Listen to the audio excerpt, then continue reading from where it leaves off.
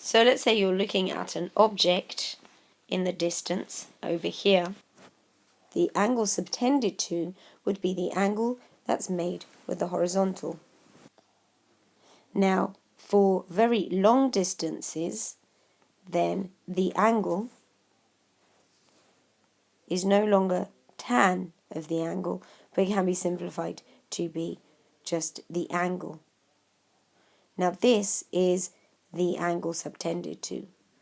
So what we're looking for in an optical refracting telescope is something that will create or generate an angle to an image which will be much bigger.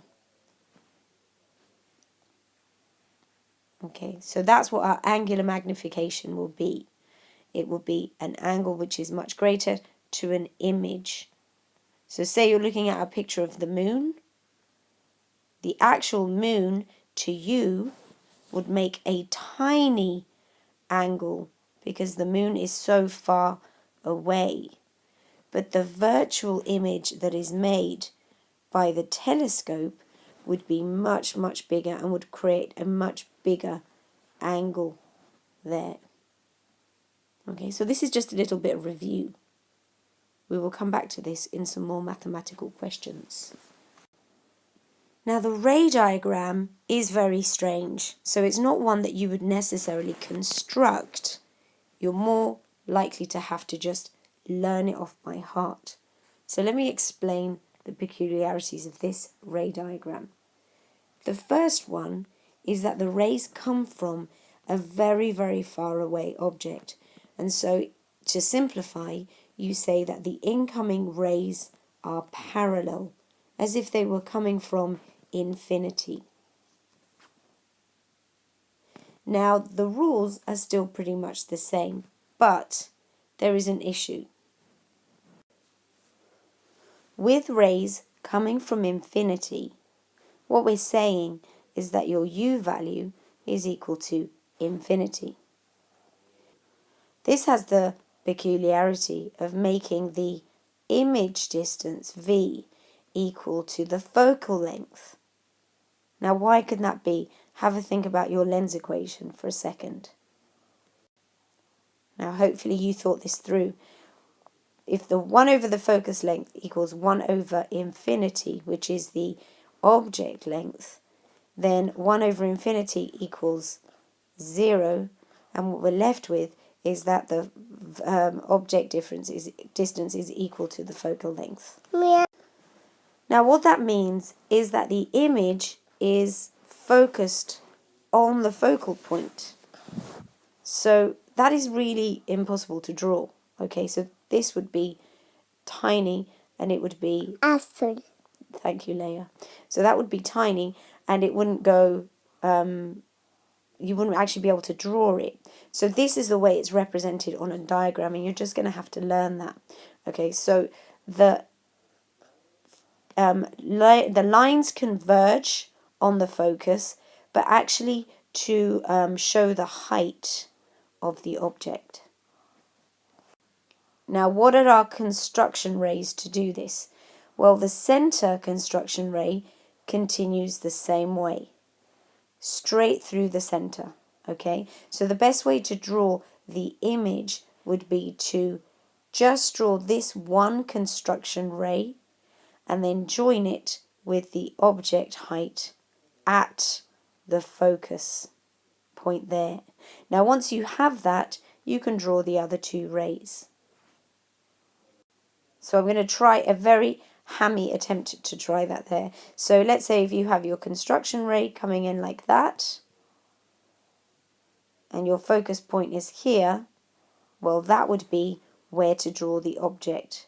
So your first step would be to draw the construction ray down through the center and straight, and then your image would be here. Let me tidy that up a bit.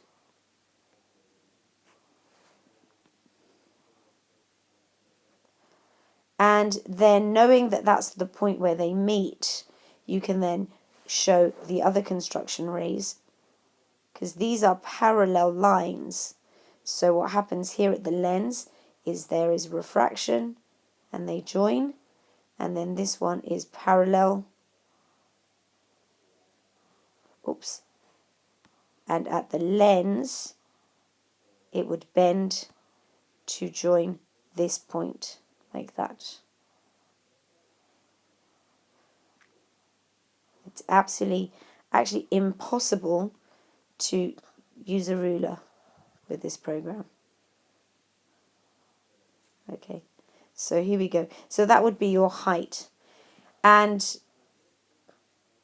the next really interesting thing which makes this work is that the focal point for this first objective lens is actually also the focal point for the eyepiece lens. So we'll talk about that next. Okay. So what now happens at this second lens? Well, the image from the first objective lens has focused onto the focal point of both lenses. So now here we get a magnified image which is focused at infinity. Okay, now why? If you remember the rule, if the focal length equals the final,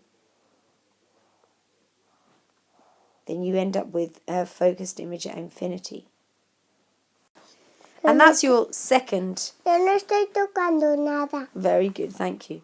So that's your second lens image, because all you have to do to find that image would be to do your construction ray through the center here, and then your ray which focuses at this point. Okay, thank you.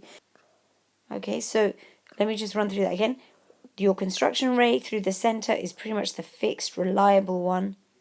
Okay, where that hits the top of the object's projection, the image here, that is your point to then fill in one of those other construction rays. This is not a very common diagram to have to construct, but just remember that the one consistent construction ray is the central one through here and through here. Your final image is an inverted virtual image, which is used for looking at very far away astronomical objects. So now we're going to define the equation for magnification. This is the final equation that we're looking at. The magnification is the ratio of the focal lengths, the focal length of the objective over the focal length of the eyepiece. That will give you your angular magnification. And first, let's have a look at y. Now we need to look at the ratios of the angle subtended to. Now, if we remember the original formula for magnification, or angular magnification, is the angle subtended by the image over the angle subtended to by the object. Let's have a look at the object first. Now, the object is infinitely far away, somewhere, which is not infinitely far away, but very, very far away in the distance. And the rays, if you can imagine, if instead of arriving at an objective lens, they arrived at an eye, like this, you can see why the angle at which they arrive at is this one. Now that angle, which is from the eye to the infinitely far away object, is also equal to this angle. Can you see that? And if that's the case, then we can find the angle subtended to by using h1, the height of the image, over or divided by the focal length of the objective. Now you should be able to see that that's because this is a nice triangle here. Okay, so we're using the ratio of these two distances to find the angle there. Again, remember that assumption. Tan of the angle equals the angle for large distances, and f0 is assumed to be much larger than h1. Okay, so that gives us our, down here, that gives us our ratio here, our angle subtended to by the object. Now let's have a look at the angle subtended to by the actual image that you see, which is all the way down here. Okay, so we get this enormous image all the way over here. And what is the angle subtended to? Well, here is the eye. The eye is looking down at the object in that direction, and the angle can be seen as represented by this triangle here. Now this triangle, again, can be worked out, but this time using the height of the object, the height of the image over the focal length of the eyepiece lens. Now remember, this is the same image, which just happens to be focused at the same point where the two focal lengths meet. Now if we substitute those two in, our height of the image over the focal length for the objective for the object angle, and the height of the image over the focal length of the eyepiece lens for our angle of the image, then what we get is common terms that we can cancel out, and then these flip over, so we end up with the focal length of the objective over the focal length of the eyepiece. And that would give you the angular magnification.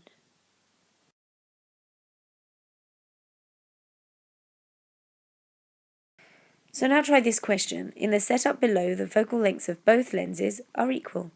State the angular magnification using the angle shown below, and use the diagram to derive an expression for the magnification in terms of the focal lengths. So do you remember the derivation that you've just gone through, and can you do it on your own? Off you go and try it now. If you were stuck and you couldn't do it, you need to replay the previous slide and work through that derivation again. Hopefully you did do it correctly, so you can go on to the next question.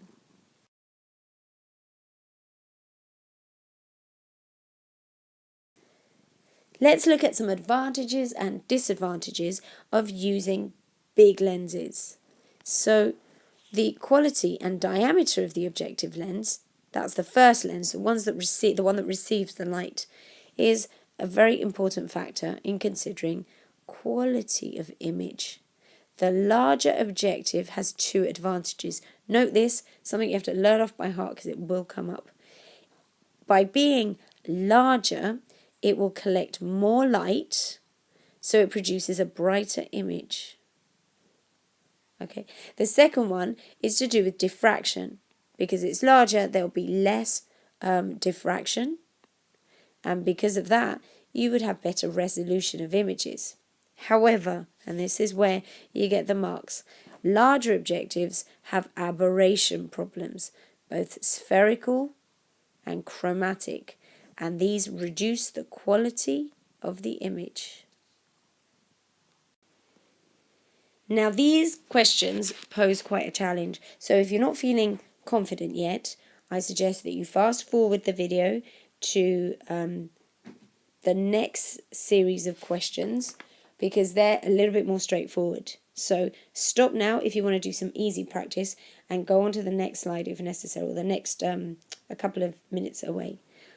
However, if you want to try something challenging straight away, we're going to carry on with these questions now. So a student hopes to construct an astronomical refracting telescope that produces an angular magnification of at least 100. If she chooses an objective lens of focal length 68, what is the minimum power? Well, you know power equals 1 over the focal length. So it will be 1 over 0.68. Remember, power diopters are in meters. And that should give you 150 D.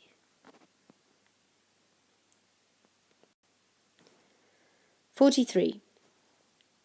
Venus has a diameter of about 12,000 kilometers. What angle does it subtend at the eye when it's at a distance of 2 times 10 to the 8 kilometers? So that would just be your object distance divided by the distance to the eye,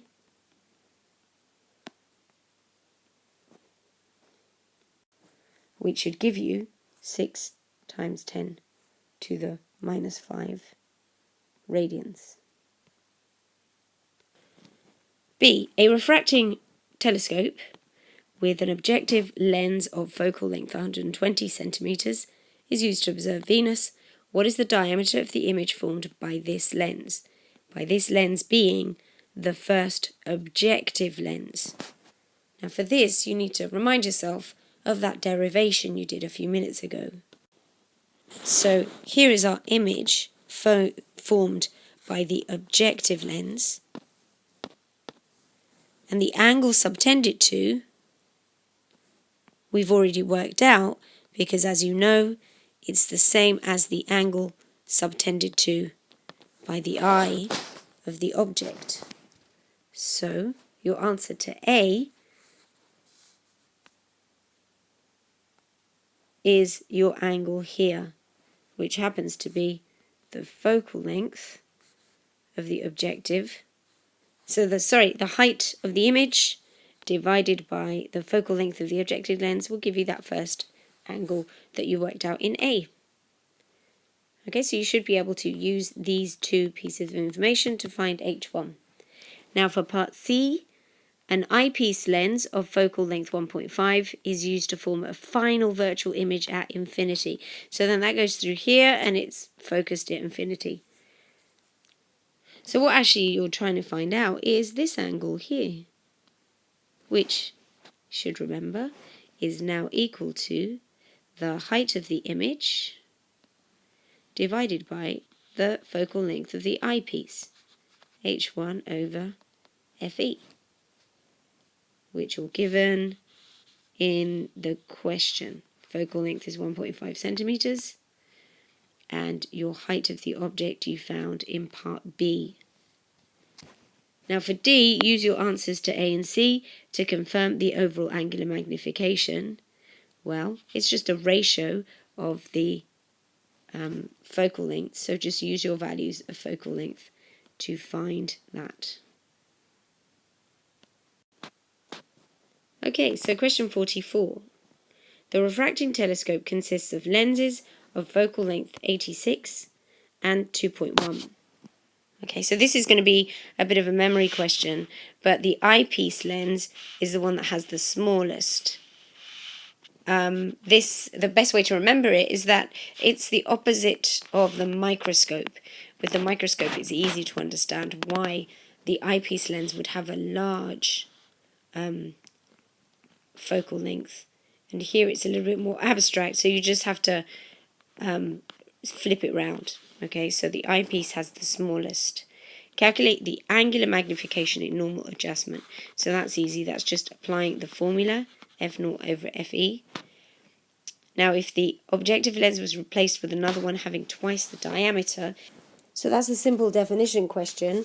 If you have twice the diameter, then you are going to have a much brighter, better image, but you're going to have huge aberration effects.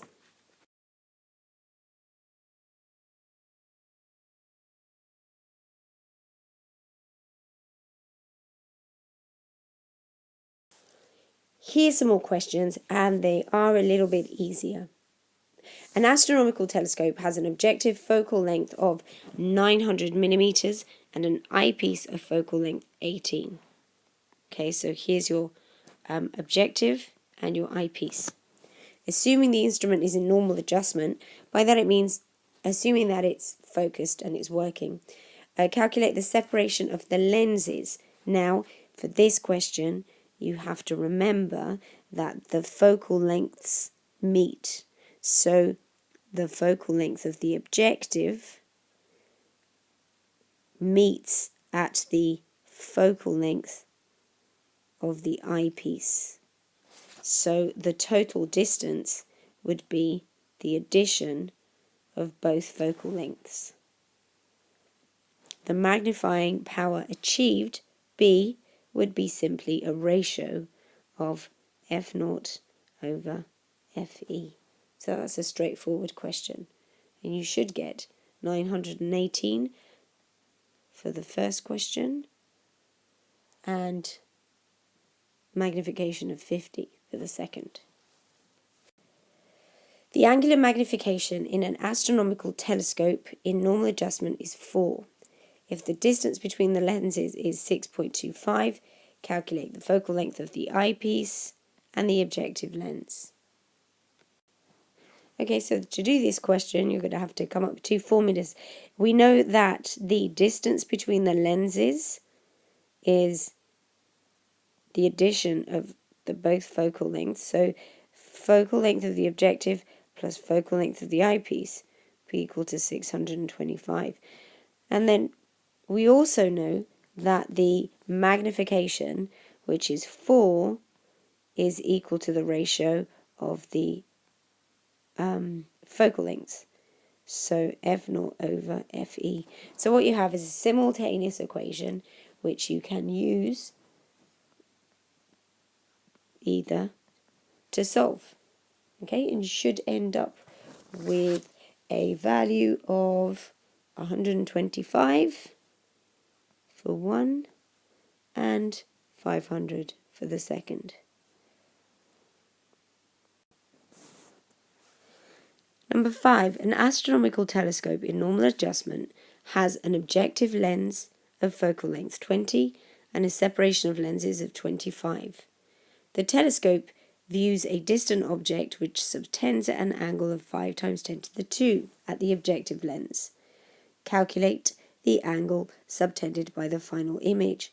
So if we have our lens diagram here and your image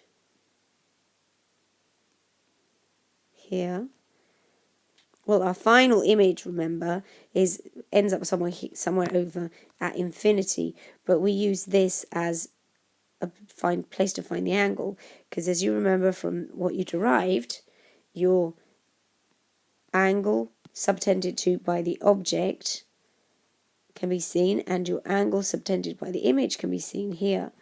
And this height of the image projected by the first objective lens is common to both. Now your focal lengths are as follows. The objective length focus is 20 and your eyepiece lens must be 5 because remember they add up to 25. So this whole distance is 25. So the best way to do this is if you know that your angle subtended to by the object is 5 times 10 to the minus 2. You use that to find, to find h1 because h1 over 20, actually 0.20 would give you that. So that will give you the height of the image, and if you know the height of the image, you would divide it by the focal length of the eyepiece to give you the angle subtended to by the image. Question 6. An astronomical telescope in normal adjustment has an objective of focal length 0.9 and lenses are separated by a distance of 1 meter. This means that your eyepiece focal length is 0.10 meters. When used to view the full moon, the image subtends an angle of 51 times 10 to the minus 3 radians at the eyepiece lens. If the distance between the Earth and the Moon is 3.8 times 10 to the 5, calculate the diameter of the Moon. So what that's saying is that if this image here is subtending to an angle of 51 times 10 to the minus 3 to your eye, then the actual real image which is at infinity, well, not infinity, but actually 3.8 times 10 to the 5 kilometers, then the actual size of that object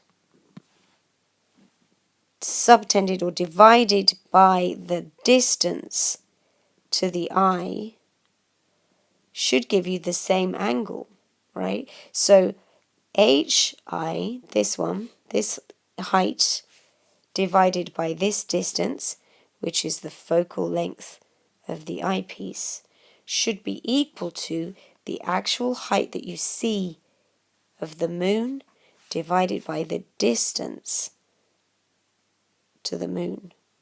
Okay, so you can use that to find the diameter of the moon, which is this. Now this is a question from last year's paper 3. An astronomical telescope is used in normal adjustment. The separation of the lenses in the telescope was 0.84. The objective lens had a focal length of 0.82. What is the magnification of the telescope? Yes, it's that easy. It's the ratio of the focal lengths. Focal length of the objective over the focal length of the eyepiece. B. Outline why sign conventions are necessary in optics. Well, we use sign conventions to tell if it's a lens, which is converging, or diverging.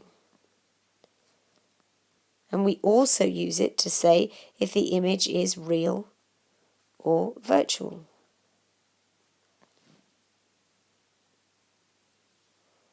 Part C. A student decides to reverse the positions of the same lenses without changing the separation to form an optical microscope. So you go from telescope to microscope.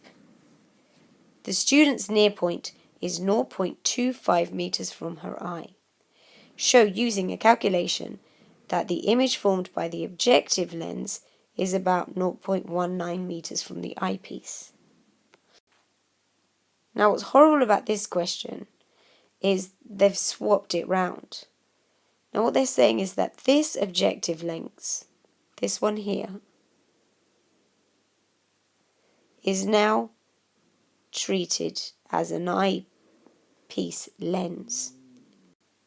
Now what that means is that your new eyepiece lens, which has a focal length of 0.82, now makes an image here. So that V distance is at the near point. So we have F, which is equal to 0.82, and we have V, which is 25 centimeters. So if we use our lens formula for that, we have 1 over 0.82 equals 1 over U, which we're trying to find, minus 1 over V, which is 25. Now it's minus because it's a virtual image, and you should get your value 0.19.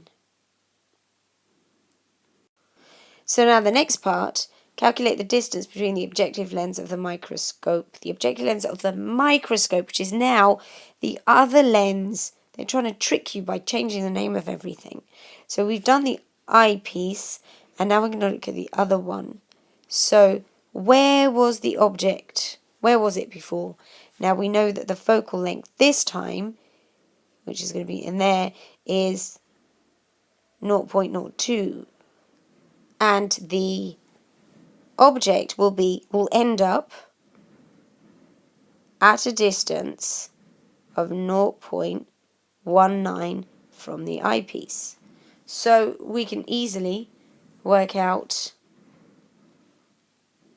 using the formula exactly the same as before, you have 1 over 0.02 equals 1 over U, which is what we're looking for, plus 184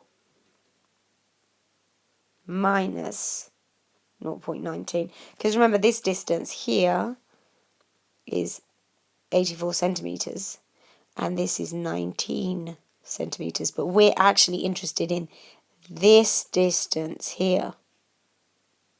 Okay, so which is 0.84 minus 0.19. Okay, determining the overall magnification of the microscope is just using the formula for magnification, which is equal to V over U times D over F plus 1. So you substitute your values in to get your magnification.